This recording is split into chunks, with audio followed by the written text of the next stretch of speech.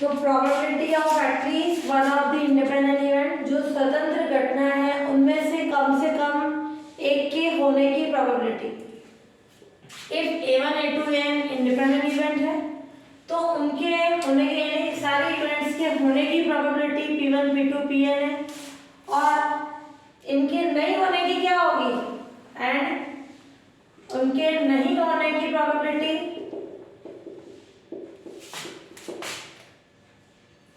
क्या होगी 1 minus P1 1 minus P2 and so on 1 minus Pn।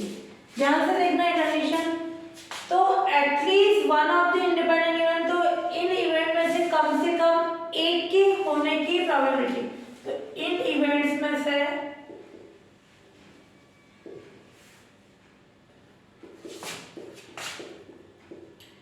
At least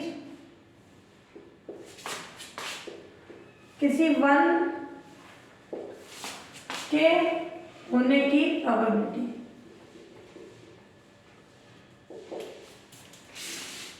one minus PA1 bar PA2 bar Pn बार। ध्यान से देखना, A1 bar A2 bar An bar, A1 बार किसको denote करेगा, वो इवेंट नहीं हुई उसकी प्रोबेबिलिटी, A2 बार नहीं हुई।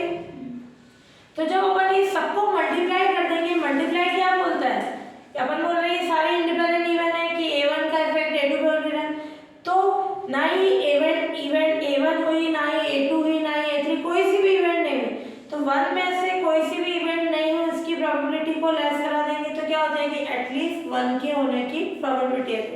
ये फॉर्मूला तुम, और इसको अपन लिख सकते हैं 1 माइनस, ये एक दूसरे पे डिपेंडेंट है, PA1 बार PA2 बार, सिंपल मल्टीप्लिकेशन का रूल आ जाएगा, A3 बार PAn बार।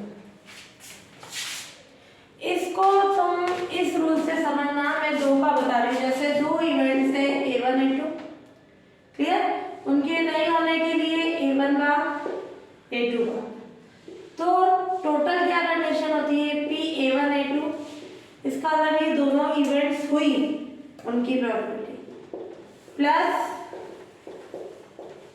इसका मतलब A1 नहीं हुई और A2 हुई, प्लस A1 A2 बार, यानी A1 हुई A2 नहीं हुई, A1 बार A2 बार, यानी दोनों इवेंट्स नहीं हुई, तो इन सबका सम क्या होता है, सारी प्रोबेबिलिटी का सम 1।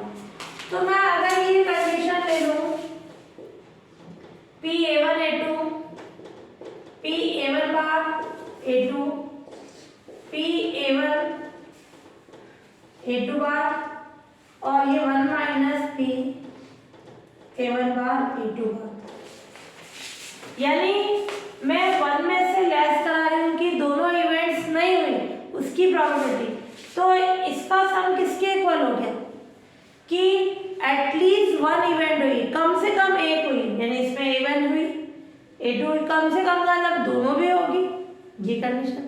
तो अपन ये प्रोबेबिलिटी नहीं फाइंड करके डायरेक्ट ये लिखे, दोनों का मीन सेम होता है, तो एटलीस्ट वन की कंडीशन निकाल रहे हैं अपन, तो वन में से अपन क्या करें, किसी के भी नहीं होने की प्रोबेबिलिटी को लेस करा दें, तो वो क्या आ जाती है, कम से कम एक इवेंट होने की प्रोबेबिलिटी आ जाती है, क्लियर।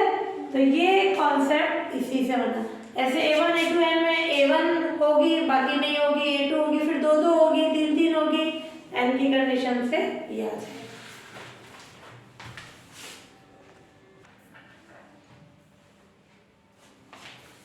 इसी से रिलेटेड है एग्जाम्पल, ध्यान से समझना। एक स्टूडेंट के RPSC के एग्जाम में पास होने की प्रोबेबिलिटी है ना, RPSC का कोई एग्जाम है उस पर पास होने की प्रोबेबिलिटी इतनी है, और उस स्टूडेंट के पास और जो है तथा छात्रा के और जो गर्ल स्टूडेंट है उसके उत्तीर्ण होने की पास होने की प्रोबेबिलिटी कितनी है 1/5। तो लड़के की तो है 2/5 और लड़की की है 1/5। तो उनमें से कम एक एग्जाम में क्या होना चाहिए, पास होना चाहिए, उसकी प्रोबेबिलिटी क्या होनी चाहिए। तो कम से कम एक स्टूडेंट पास होना चाहिए, वो चाहे बॉय हो चाहे गर्ल हो। तो ये क्या है, गिवन है आरपीएससी के एग्जाम में।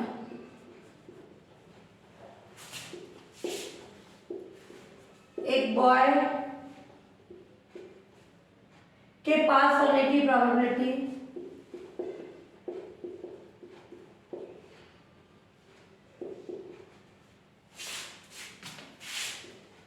पी ए ले ले 2/5 है ना ये। एंड एक गर्ल के पास होने की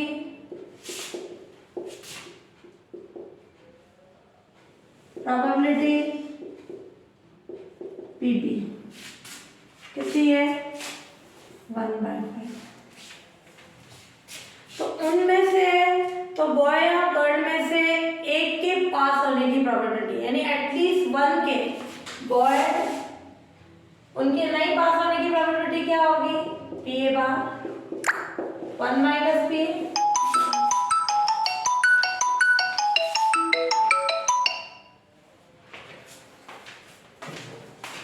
ये बार 1 माइनस पी है, यानी उसके लिखना चाहो लैंग्वेज में इसके नहीं पास होने की प्रोबेबिलिटी क्या हो जाएगी 1 minus 2/5 3/5 P B bar 1 minus P B 1 minus 1/5 4/5। Clear. तो ये पी ए बार और ये पी बी बार की कंडीशन हो गई। ये होगा जब लड़का पास नहीं हो रहा है उसकी प्रोबेबिलिटी, पी बी बार जब लड़की पास नहीं हो रही है उसकी प्रोबेबिलिटी। तो ये क्या होगा, बॉय या गर्ल के किसी एक के बॉय या गर्ल में से कम बॉय या गर्ल में से कम यानी एटलीस्ट 1 के पास होने की प्रोबेबिलिटी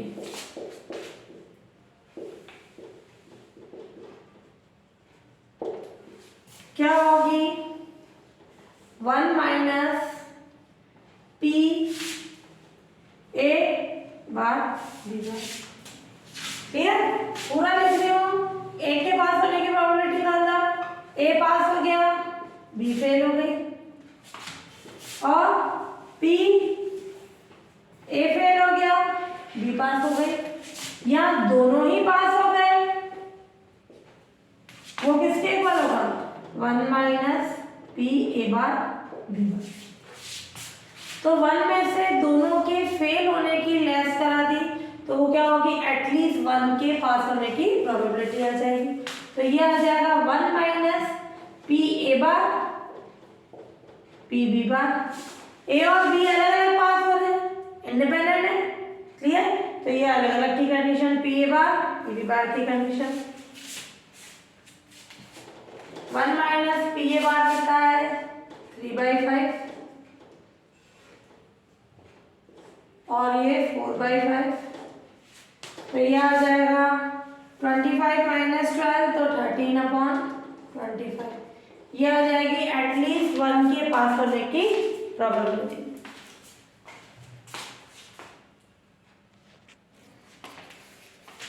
हाँ, इसमें एग्जाम्पल फर्स्ट, कोई स्टैटिस्टिक्स की प्रॉब्लम है, उसको 3 स्टूडेंट एबीसी को दिया गया है ना, तो 3 स्टूडेंट है एबीसी को दे रहे हैं, तो ए को सॉल्व करने की प्रोबेबिलिटी हाफ है, बी को सॉल्व करने की 1/3, सॉल्व करने की प्रोबेबिलिटी हाफ करना मतलब 2 क्वेश्चन में से वो केवल एक ही सॉल्व कर सकता है। इसकी प्रोबेबिलिटी 1/3 है, यानी वो 3 क्वेश्चन में से केवल एक को ही सॉल्व कर रहा है। और सी की 1/4 है, वो 4 में से एक को ही कर रहा है। यदि तीनों एक साथ को स्टार्ट करते हैं क्वेश्चन को सॉल्व करने, तो क्वेश्चन के सॉल्व होने की प्रोबेबिलिटी चाहिए अपने को। क्वेश्चन कैसे भी सॉल्व होना चाहिए, चाहे ए ने किया चाहे बी ने या सी ने। तो क्वेश्चन कैसे सॉल्व हो सकता है, गिवन है किसी क्वेश्चन को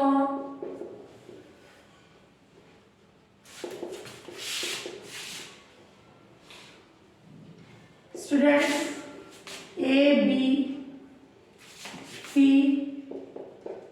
को किसी क्वेश्चन को स्टूडेंट ए बी सी ने सॉल्व किया और उस क्वेश्चन को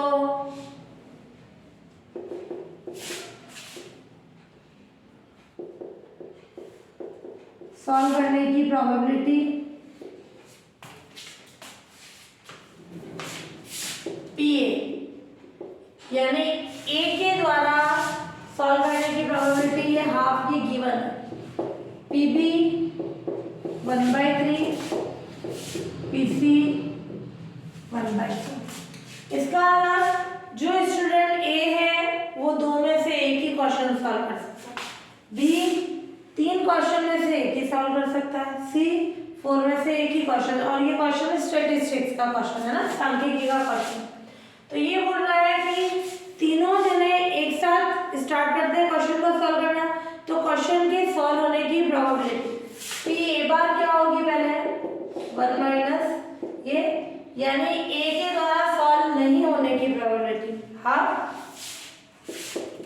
पी बी बार 1 माइनस 1/3 2/3, यानी वो 3 क्वेश्चन में से 2 को सॉल्व नहीं कर सकता है ना, एक को सॉल्व कर सकता है, 2 को नहीं सॉल्व कर सकता। तीसरी बार और ये सी 4 में से 3 क्वेश्चन को सॉल्व नहीं कर सकता है। ये तो क्वेश्चन तीनों के द्वारा क्वेश्चन तीनों ने क्या किया, क्वेश्चन को एक साथ सॉल्व करना स्टार्ट किया। तीनों स्टूडेंट्स ने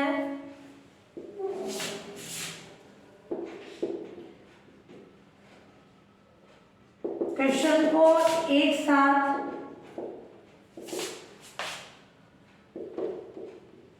सॉल्व करना स्टार्ट किया। तब क्वेश्चन के सॉल्व होने की प्रोबेबिलिटी, ये क्यों बोला तीनों ने, मान लो एक ने क्वेश्चन सॉल्व कर लिया तो दूसरा उसको देख के ही कर लेगा, तीनों एक साथ कर रहे हैं है ना, तीनों ने क्वेश्चन को एक साथ सॉल्व करना स्टार्ट किया, तब क्वेश्चन के सॉल्व होने की प्रोबेबिलिटी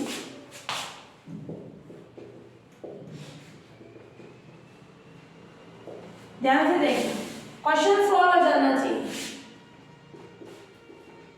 क्या इस चीज से क्वेश्चन सॉल्व होगा, ए ने क्वेश्चन सॉल्व कर लिया, बी और सी ने नहीं किया, कैसे भी बोलना कि क्वेश्चन सॉल्व हो जाना चाहिए, ए ने कर लिया, बी और सी से तो हुआ ही नहीं, प्लस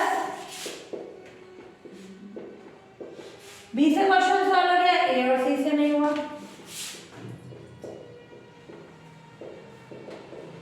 सी से क्वेश्चन सॉल्व हो गया, ए और बी से नहीं हुआ।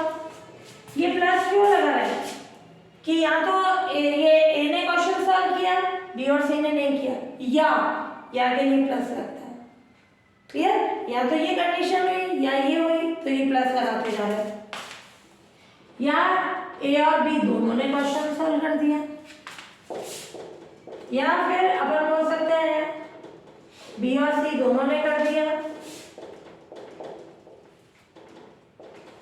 ए और सी दोनों ने कर लिया, या तीनों ने कर लिया।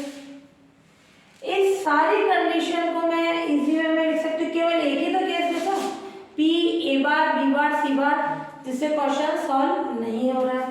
तो अगर 1 में से अपन यहाँ ये आएगा P A bar B bar C bar is equal to 1, यानी ये इन सबकी प्रोबेबिलिटीज का सम क्या होगा, 1 होगा। तो ये कंडीशन होगी जिससे क्वेश्चन सॉल्व नहीं हुआ, तो अपन क्या करें, इसको उधर भेज दें, 1 minus P A bar B bar C bar. तो ये सारी लेफ्ट साइड वाली कंडीशन है क्वेश्चन के सॉल्व होने की प्रोबेबिलिटी, ये वाली थी क्वेश्चन के सॉल्व नहीं होने की प्रोबेबिलिटी, 1 में से क्वेश्चन के सॉल्व नहीं होने की प्रोबेबिलिटी, तो ये हो गई एटलीस्ट 1 के द्वारा क्वेश्चन के सॉल्व होने की प्रोबेबिलिटी। इसको यूं भी लिख सकते हो एटलीस्ट वन स्टूडेंट के द्वारा क्वेश्चन के सॉल्व होने की प्रोबेबिलिटी।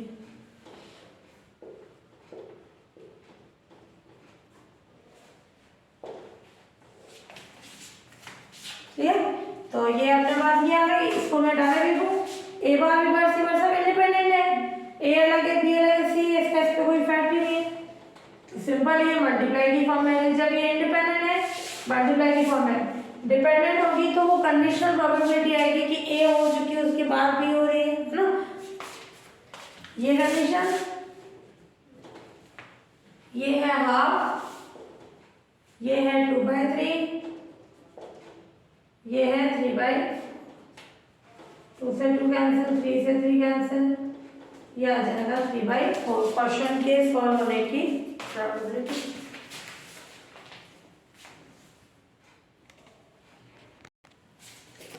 यहाँ बाहर लगाना ना,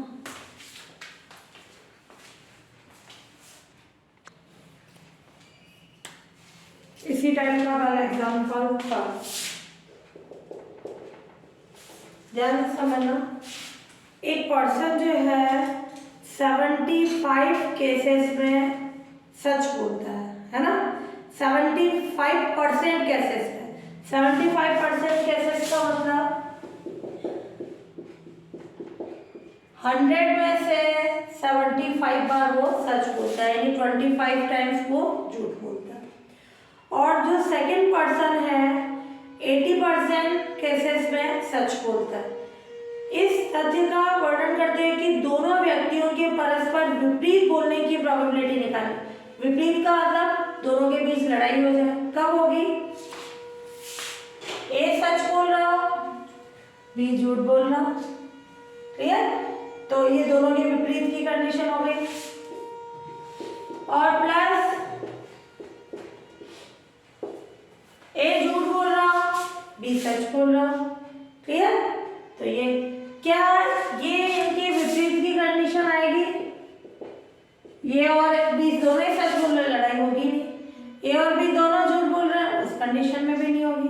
एक सच बोलेगा दूसरा झूठ बोलेगा तो होगा, वो विपरीत की कंडीशन होगी, क्लियर? लड़ाई उसमें भी होगी कि दोनों झूठ बोल रहे हैं, पर वो विपरीत, विपरीत का मतलब एक सच बोलना चाहिए दूसरा झूठ बोलना चाहिए, क्लियर? तो ये अपन ने मान लिया 2 पर्सन जो है ए और बी है, let 2 person A and B, given है ए के सच बोलने की प्रोबेबिलिटी कितनी है? 75%, क्लियर? यहाँ वो ए जो है 70 गिवन है, पर्सन ए 75% केसेस में सच बोलता है, इसलिए ए की प्रोबेबिलिटी परसेंट किस पे डिपेंड करता है? 100 में, परसेंटेज है ये, यानी 100 केसेस में से वो 75 बार वो सच बोलता है। एंड पर्सन बी 80% केसेस पे सच बोलता है, क्लियर?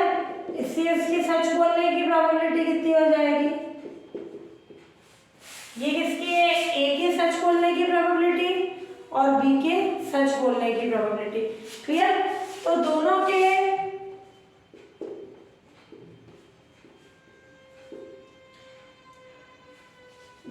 के परस्पर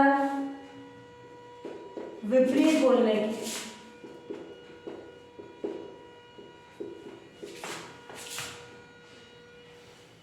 प्रोबेबिलिटी क्या होगी? पी ए बी बार या के लिए प्लस है, पी ये ए बार बी, इसको अलग अलग करके दो, या तो ये कंडीशन होगी या ये होगी। ए सच बोलेगा, बी झूठ बोलेगा, विपरीत बोलना चाहिए ना। ए दोनों इंडिपेंडेंट है, अलग अलग कर लें, पहले यूं कर दें, P A B bar plus P A bar B, है ना। P A P B bar P A bar P B, P A bar, तो पी ए बार ये, पी बी बार ये आ जाएगा 20/100। इन सबकी वैल्यूज रख दो तो ये आ जाएगी सॉल्व करने पर 7/20, है ना। सबकी वैल्यूज रख देना, पी ए की, पी बी बार की, P A bar, P B की, ये सारी वैल्यूज, तो ये सोल्यूशन आ जाएगा।